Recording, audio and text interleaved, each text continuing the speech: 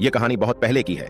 किसी नगर में एक व्यक्ति रहा करता था जिसका इस संसार से मन भर चुका था, जो इस संसार की मोह माया को त्याग देना चाहता था। उसने एक दिन यह फैसला किया कि वह इस संसार की हर एक मोह माया को त्याग देगा। उसने अपना मन बना लिया था। उस व्यक्ति ने सन्यासियों का जीवन देखा था और उसने अब यह तय कर लिया था कि वह अब एक सन्यासी बनेगा। वह तुरंत अपने घर से निकलकर पास में रह रहे एक बौद्ध भिक्षुक के पास जाता है और उनसे कहता है कि मुझे एक सन्यासी जीवन जीना है, मैं इस संसार की मोह माया को त्याग देना चाहता हूँ। इस पर वह बौद्ध भिक्षु उस सन्यासी से कहते हैं कि क्या तुम सच में सन्यासी का जीवन जीना चाहते हो? इस पर वह व्यक्ति उस बौद्ध भिक्षु के सवालों का जवाब देता है और कहता है, जी बिल्कुल। वह व्यक्ति कहता है, मैंने तय कर लिया है कि अब मुझे इस संसार की मोह माया को त्यागना है। उस वृद्ध की बात सुनकर बौद्ध भिक्षु कहते हैं, तो ठीक है, लेकिन तुम्हें मेरी एक बात माननी होगी।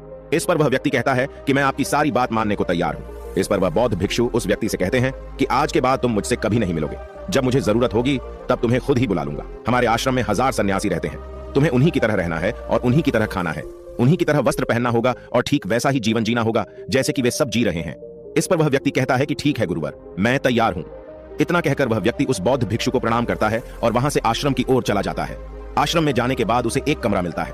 वहां जाकर चुपचाप बैठ जाता है। आश्रम में रहने वाले सभी लोग उसे चावल कूटने का काम दे देते हैं। वह व्यक्ति उन 1000 सन्यासियों के लिए हर रोज चावल कूटने का काम करने लगा। इसी तरह उसका जीवन व्यतीत होने लगा। उसे लगता था कि जब गुरुजी को उसकी जरूरत होगी तब वह उसे बुला लेंगे। इसी इंतजार में वह व्यक्ति वहां रहने लग जाता है। वह सुबह से लेकर शाम तक केवल चावल कूटने का ही काम करता था। उसे यह काम करते करते धीरे धीरे 12 साल बीत गए। अभी तक वह बौद्ध भिक्षुओं ने उस चावल कूटने वाले व्यक्ति को कभी नहीं बुलाया, लेकिन यह काम करते करते अब उस चावल कूटने वाले व्यक्ति के मन में कोई भी विचार नहीं रह गए थे।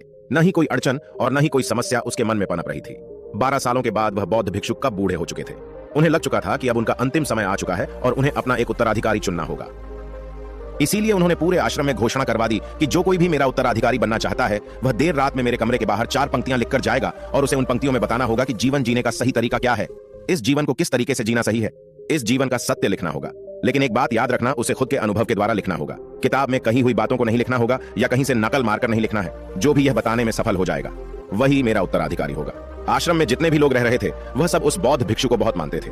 कोई भी उन्हें धोखा नहीं देना चाहता था। सभी भिक्षुओं के मन में यह चाहत थी कि वह उनका उत्तराधिकारी बने, लेकिन कोई भी यह काम करना नहीं चाहता था। उन 1000 बौद्ध भिक्षुओं में से एक विद्वान भिक्षुक ने बहुत ही हिम्मत जुटाकर अंधेरी रात में दीवार के बाहर लिख दिया कि मन एक दर्पण की तरह है, उसमें धूल जम जाती है, उस धूल को साफ कर दो तो सत्य अनुभव में आ जाता है और सत्य मिल जाता है। ये 4 पंक्तियां उस शिष्य ने बड़ी हिम्मत जुटाकर अपने गुरुवर के कमरे के बाहर लिख दिया। अगली सुबह जब बौद्ध भिक्षु उठे और कमरे के बाहर लिखी 4 पट्टियों को पढ़ा और कहा कि किस मूर्ख ने लिखी है, मेरी दीवार को किसने खराब कर दिया है, उसे पकड़कर अभी मेरे पास लाओ। जब आश्रम में सभी लोगों ने पता किया तो पता लगा कि वह विद्वान शिष्य उन पंक्तियों को लिखने के बाद रात्रि में ही उस आश्रम को छोड़ दिया था, क्योंकि यह विचार उसके अपने नहीं थे और विद्वान शिष्य ने जाते जाते अपने कुछ मित्रों से कह दिया था, सुबह अगर गुरुवर को मेरी कुछ 4 पंक्तियां पसंद आई तो वह लोग मुझे बता देंगे, और अगर इन 4 पंक्तियों को पढ़ने के बाद गुरुवर गुस्सा हो जाएं तो तुम सब मेरा पता उन्हें कभी भी मत बताना। आश्रम के सभी लोग चिंता में पड़ गए कि कितनी अच्छी पंक्तियां तो लिखी हैं उसमें, फिर भी गुरुवर नाराज क्यों हो गए। इतनी अच्छी बात तो लिखी थी उसने कि मां ने दर्पण की तरह है, अगर उसे साफ कर दिया जाए तो उसका प्रतिबिंब स्पष्ट दिखने लगता है। वे सब कहते हैं, चलो देखते हैं कि गुरुवर को ऐसा उत्तराधिकारी कौन मिलेगा जो उनके सवालों का सही जवाब उस दीवार पर लिख सके। वह कौन होगा जिसके पास इससे भी विचार होंगे। कुछ लोग यह सब बातें उस चावल कूटने वाले व्यक्ति के कमरे के बाहर कर रहे थे। वह चावल कूटने वाला व्यक्ति पूरी बातें सुन लेता है और जोर जोर से हंसने लग जाता है। लोग उससे पूछते हैं, इसमें हंसने वाली बात क्या है, तुम्हें इसमें क्या गलत लगता है। वह चावल कूटने वाला व्यक्ति कहता है, गुरुवर सही तो कह रहे हैं कि किस नासमझ ने यह सब लिखा है। इस पर वैसे लोग गुस्सा हो जाते हैं और उस चावल कूटने वाले से कहते हैं कि तुम्हें क्या पता, तुम तो 12 सालों से सिर्फ चावल कूटने का ही काम कर रहे हो, तुम्हें किस बात का ज्ञान है। न तो तुम्हें शास्त्रों का ज्ञान है और न ही गुरुदेव ने तुम्हें कभी ज्ञान दिया। अगर तुम्हें इतना ही ज्ञान है तो तुम ही क्यों नहीं अच्छे शब्द बता देते। वह व्यक्ति हंसते हुए कहता है कि ठीक है, मैं जरूर बता दूंगा, लेकिन इतने सालों से मैंने लिखने का अभ्यास नहीं किया हूं तो लिखना मैं भूल गया हूं। मैं बातों को जरूर बता दूंगा, लेकिन किसी को मेरी बातें लिखनी होगी। और यह भी याद रखना कि मुझे उत्तराधिकारी बनने का कोई भी शौक नहीं है। इस पर वैसे लोग कहते हैं, तो ठीक है, क्या लिखना है बताओ। वह चावल कूटने वाला व्यक्ति कहता है, तो लिखो जो मैं बता रहा हूं। कैसा दर्पण कैसी धूल, न कोई दर्पण न कोई धूल, जो इसे जान लेता है वह सत्य को प्राप्त हो जाता है। यह बात उस गुरुदेव के कानों में पड़ जाती है। आधी रात को वह गुरुदेव उस चावल कूटने वाले व्यक्ति के पास आते हैं और उससे कहते हैं कि तुम यहां से चले जाओ, वरना यहां पर रहने वाले आश्रम के सभी 1000 लोग तुम्हें छोड़ेंगे नहीं। यह जोगा ले लो, तुम मेरा उत्तराधिकारी बनना चाहो या न जाओ, इससे कोई फर्क नहीं पड़ता, तुम उत्तराधिकारी बनो या न बनो, लेकिन जो शब्द तुमने कहे थे वही शब्द बिल्कुल सत्य हैं और जीवन के अनुभव को दर्शाते हैं।